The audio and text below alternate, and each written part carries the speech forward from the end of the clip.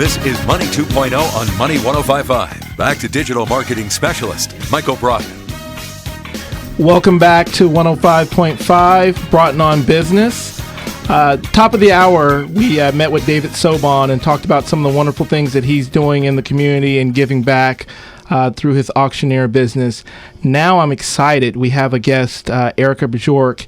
She is with Sacramento Republic FC, which is the new soccer team in town, and I'm so excited to have you here today, Erika. Well, welcome. Thank you. I think sometimes people forget sports is definitely, it's a business, but it's one that most people are pretty passionate about, so it's great to talk about it today. Wonderful. So you have an extensive background. Can you let me know what are you doing currently right now at Sacramento Republic FC? So I currently serve as the Vice President of Marketing and Communications for Sacramento Republic FC. This is the professional outdoor soccer team, or as some of the purists like to call, football club, in the Sacramento region. We've had a variety of different kind of leagues and tiers, and this is the highest level and caliber that we've had in the Sacramento region ever. So in a nutshell, marketing communications, I like to say we're creating raving fans out of the region and out of the folks that follow us. And so anything that has a touch point, a communication point with them, from what you see as a traditional advertising to your social media to our community programs, will kind of be all encompassing and under my umbrella.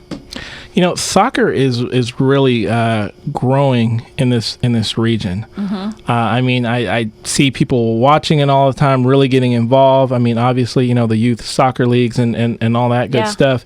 It's just amazing to see the growth. And it was kind of like I was waiting, like, when are we going to get a professional soccer team? Yeah. So it's been a while, and so I'm so glad that the region is finally saying, yes, we're going to move forward. We're going to have a soccer team. So I'm really excited about that.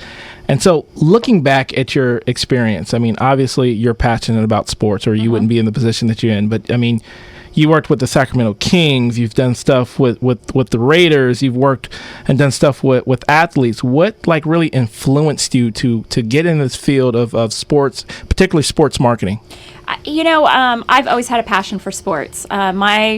You want to call it my passion, my philosophy, is I feel there's no other aspect to society that truly influences it on such a positive level. When you look at sports as a whole and its role in its history, it broke the glass ceiling for women long before any law or anything else in our society ever did. It broke the color barrier long before Brown versus the Board of Education. So there is this influence. I don't think you can think of anything else in which you get white collar and blue collar together.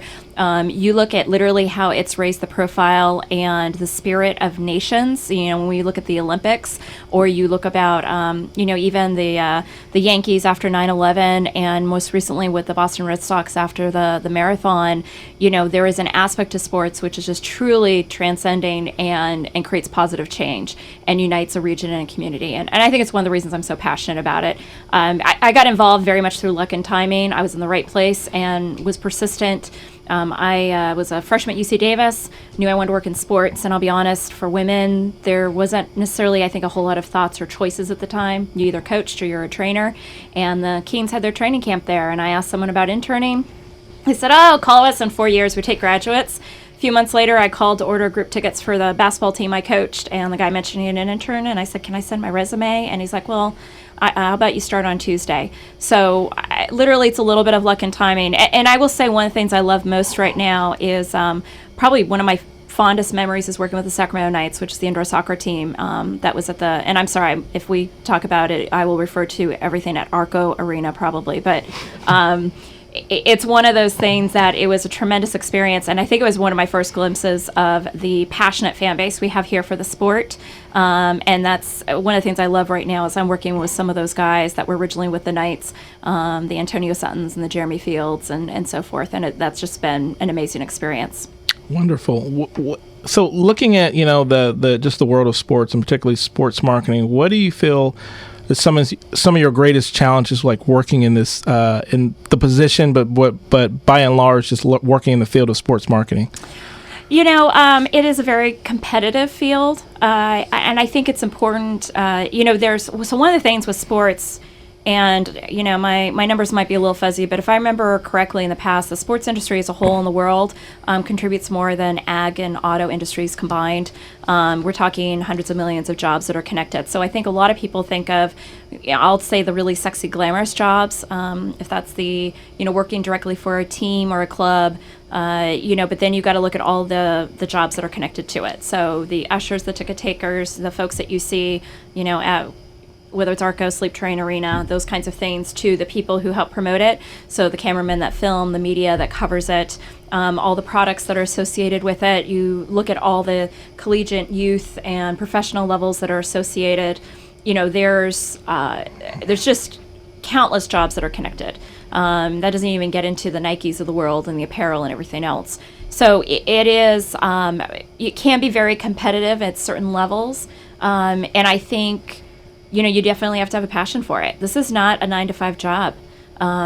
I've worked on more Christmas days and holidays, and God love my parents because they have been supportive right through it. And poor mom spent more Mother's Days in basketball arenas, and she probably cares to remember. So you're putting in a lot of time and effort, but you're also getting a lot back. So in that regard, I think that's probably just some of the biggest challenges. There are unique challenges to each market and each sport that goes beyond that. But that's, for the industry as a whole, it can be very competitive. What do you think are some of the challenges that we're facing specifically in this region when it comes to sports? Probably the biggest local is, one, we're in California. So when you're talking about some of that, I think, so first and foremost, sports teams, as much as they are private businesses, they're considered civic investments by the fans in the region. And when you look at the jobs and the dollars that are contributed, Sac Region Builders and Crown Downtown have put out some great studies as far as the impact for the arena. I know MLS markets, they've looked at impacts of hundreds of millions of dollars just in the build out of soccer stadiums alone. But a lot of that, there's a reason why you partner with your public entities, your cities, to do that. And for a lot of different factors that come with it, besides the fact that you're providing venues for multiple events, not just sports specific. And in California, it's a little harder to garner those dollars. When you're in a Wisconsin or in a state that has only one team, it's a little easier to do that. California, we've got multiple teams in multiple different leagues. So that is one challenge. Sacramento right now is the number one most underserved professional sports market in the country. Orlando was previously that. They were awarded an MLS franchise yesterday. They'll be the 21st franchise. So Sacramento now, with essentially one NBA team on if you want to talk about those kind of your top 5 or 6 major league sports, is the most underserved. So really our biggest challenge is, how do we fill that? We have a growing young professional workforce, growing vibrant region, and people don't want to drive to the Bay Area to see their sports. We have the capacity and the ability to do it. It's really just coming together as a region and supporting things on not just a city level, but also on a multiple county level. Right. So, with that said, there's a little buzz going on. I heard that you have some exciting news for us. Well, I think there's a couple things that are going on specific to the Sacramento Republic FC. One is last Friday, the Cal Expo board recommended a proposal moving forward with Ovations Food Service. The idea being they will build an 8,000 capacity multi-use facility that will include what we call a full grass pitch or soccer field. There's a couple different reasons that this is really important for us. For Sacramento Republic FC, from day one, Warren Smith, the president and founder, our goals are set on MLS, Major League Soccer. USL Pro is just the pathway to that. It is, and now the last 5 out of 6 Major League Soccer franchises have come from the USL Pro franchises. So there is a direct correlation to that. And we're essentially saying and putting our stake in the ground that by 2016, we want to be the next MLS franchise. Orlando City was awarded it on the 19th of November. And again, our full commitment is that's all we're looking at. That's where our sights are at. It's one of the reasons we're working with Ovations and Cal Expo is that full soccer pitch gives us more support and leverage towards that goal by able to host international matches and MLS teams here in friendlies. So it's a huge pitch. So plan on a SAC MLS 2016. Awesome. That is our call to action for the fans in the region as a whole in moving forward. So I think you've touched on it on a couple of levels. What's the benefit to the community to having this soccer team here?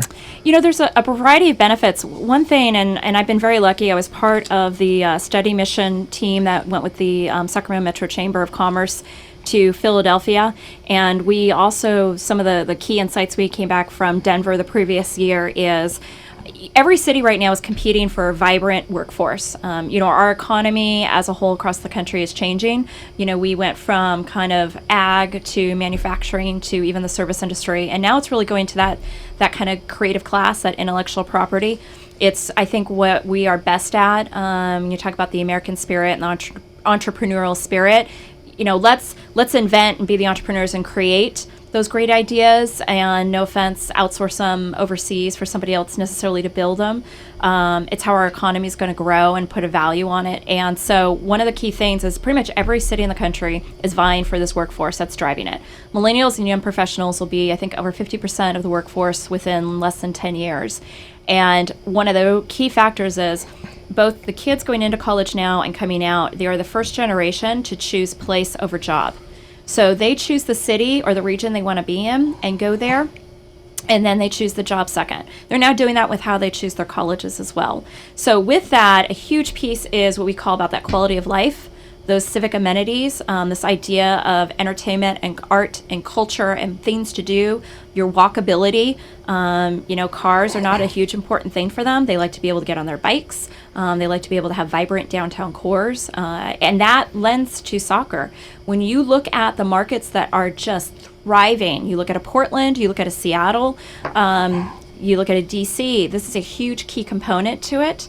And so it's a huge factor in, I think, engaging those audiences and driving them here. There's another big thing that benefits, and we've seen this with the Sacramento Kings. If you travel anywhere in the world and you say, oh, I'm from Sacramento, more often than not, they recognize you on Sacramento based on the Kings, even more than us being the capital of one of the largest economies in the world. And when you think of soccer as the global sport, I mean, we've already been placed in stories in the Middle East and overseas. Our coach Preki, who actually knows Vlade, comes from Serbia. And so, again, we're already making international news, but it's going to be even bigger once we hit that MLS side. So it also is tremendous. It's millions, if not billions of dollars of marketing dollars for the city and the region, both in attracting talent, but also promoting that quality of life that we have. So then, in talking about, this Sacramento region, you have been involved in various discussions about how do we brand this region. What is the brand of Sacramento? Mm-hmm. Recently, there was a brilliant event last week headed by Gordon Fowler, Threefold Communications, with the Brandathon of Sacramento, and I know that you participated in that. How do you see Sacramento? Like, what do you envision as our brand? First, I think it's important to define what is a brand. I think a lot of people think it's just a logo and a tagline. And what was really important to the group that got together for the Brandathon, and I will say this, I adore Gordon. This was something that was actually led by, I would say, there was no one organization that took it on. There was a group of us passionate volunteers, but we had agencies and entities and organizations and groups from throughout the region, including outlying cities and counties. And Gordon and his team was great in just kind of serving certain roles in it. But it was important to us. We needed an identity and a story. And if anything coming out of that, we want to make sure we had, and I think we succeeded in this, 300 passionate people who were raving about our brand and who we are, and had some talking points that came out of it. This is important, and again, I'll refer back a little bit to Philadelphia. Philadelphia put in a bid for the Olympics a few years back when the competition was going between them and Chicago. And a key piece that when the Olympic Committee came back, is they said, we didn't have you guys move on, and it was a little bit of a shocker to them. It had nothing to do with transportation or infrastructure or venues or anything else. It was a matter of they didn't know what Philadelphia's story was. They didn't know if they were the home of Rocky and the cheesesteaks or Ben Franklin, or if they were what they like to call the Eds and Meds, booming region in the future. And they really took a deep dive and looked at what is our story and what's our identity. And so a big piece that comes with Sacramento, when you visit or you travel, one, it doesn't matter where you live in this region. Most of us will probably say we're from Sacramento. But two is you should be able to, we like to say, give that 30-second elevator pitch. Why do you live here? Why do you love it?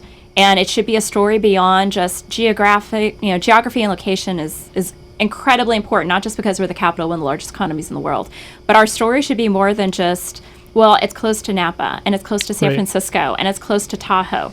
There are so many amazing things going on right here, if it's the American River Parkway, if it's the Crocker Museum, if it's what's happening with the downtown arena, if it's the Midtown food scene, if it's Farm to Fork. We need to be able to find a way that kind of summarizes that in a little bit of a few talking points.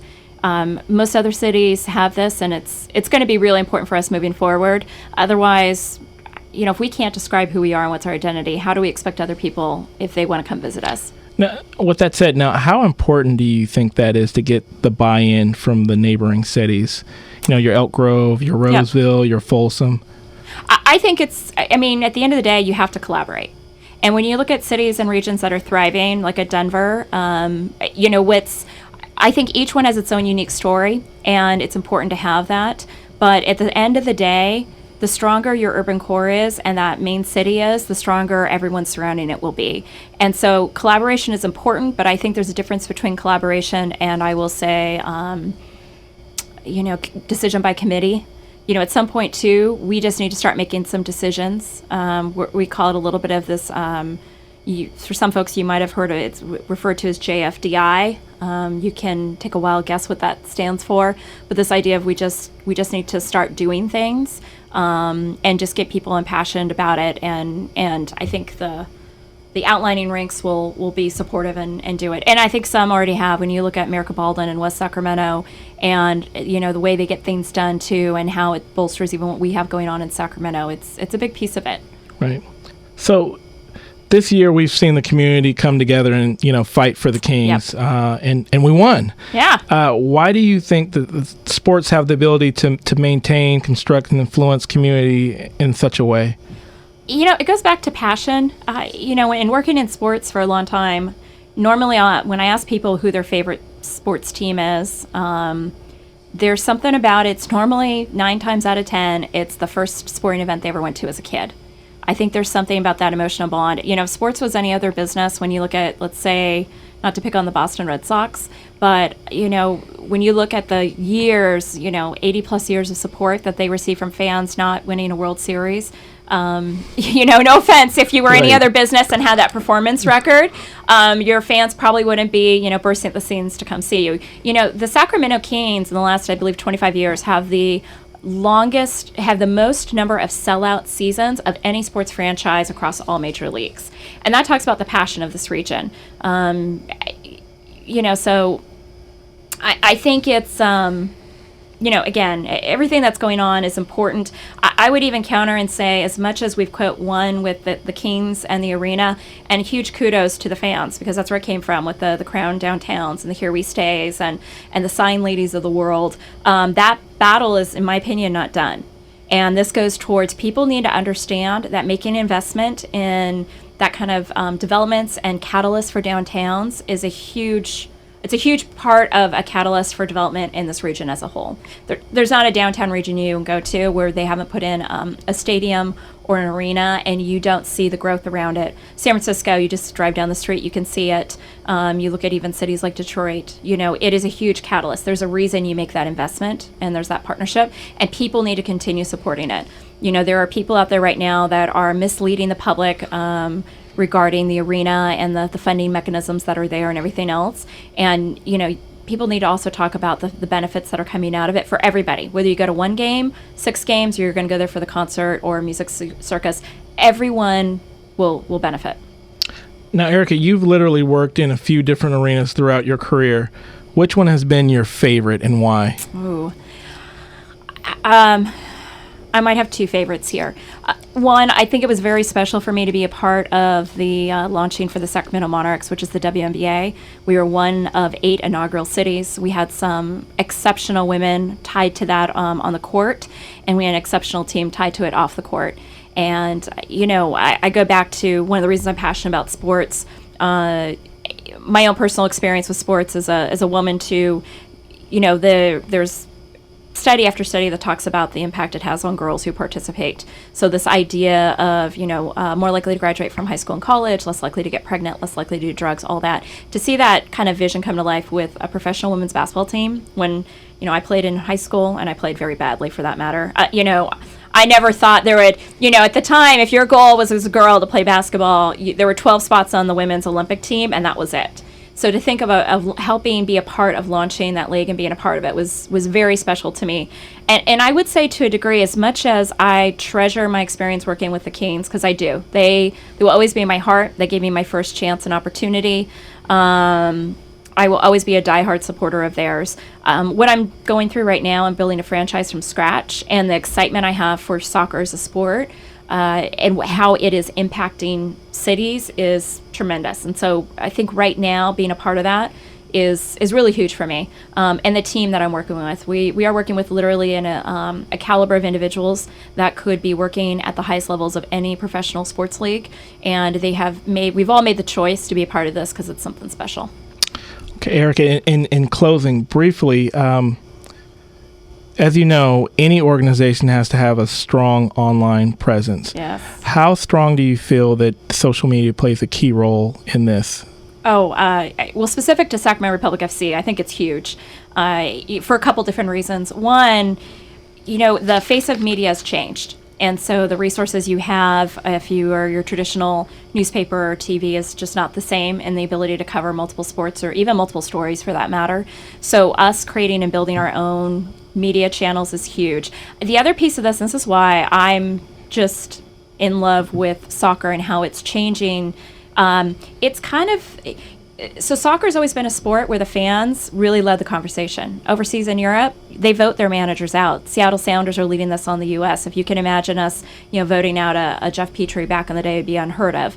It is all about the fans leading the chants, the supporter clubs, and that comes with creating the dialogue online with social media. So internet, social media, anything online and digital, it's where our lives are. It's where we're on the mobile phones. I mean, it's when you travel and you're at sport events, you brag the most about where you're at and share your photos and tag people and everything else. We're social creatures, and there's nothing more social than being at a sport event. And so I encourage, especially for the audience out there, if you want to see what we're doing, make sure to visit us at sacrepublicfc.com and on Twitter, follow us. You'll see right there how we're engaging the fans, and it's a very exciting time. Well, thank you very much, and that's our time today. And we're really happy that you came out and spent some time with us and talked to us about the new team that's coming here. I mean, yes. Sacramento Republic FC, we're glad. We got MLS on the schedule for 2016. That's exciting news. Thank you very much again, Erika. No, I appreciate it. Games start in April, and put that $25 deposit down, hold your seat. And the website is? There you go, sacrepublicfc.com. Okay, you guys, get your season tickets.